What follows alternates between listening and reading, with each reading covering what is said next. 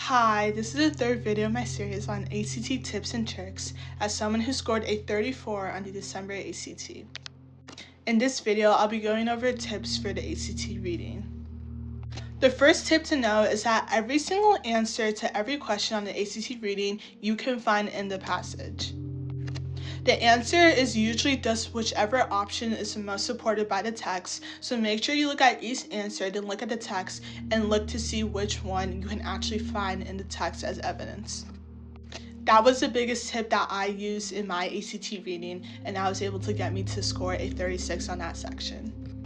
I would say the second biggest thing for me is that I like to read the questions before I actually read the passage. This is so that you're reading each passage with a purpose, and once you find an answer that answers the question that you read before, you're able to get the answer and circle it as you're reading the text. I would say a third biggest tip is to read the passage like you're completely invested in it. For me personally, the best way for me to retain information when I'm reading something is for me to actually enjoy it. So for the ACT reading, I try my best to actually seem invested in the reading as I'm reading it so that I'm better able to retain the information and answer the questions.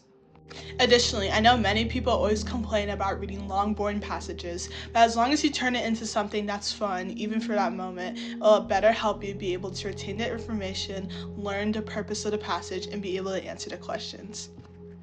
And I would say the fourth biggest tip is to take advantage of the break before you start the reading section. In the ACT, after the math section and before the reading section, you're given a 15-minute break where you're able to go to the bathroom, eat some food, and drink some water.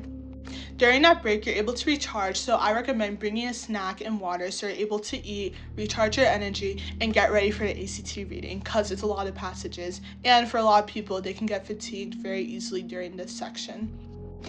Make sure to save this video before your next ACT test, and in the next video, I'll be going over tips and tricks for the ACT science. Bye!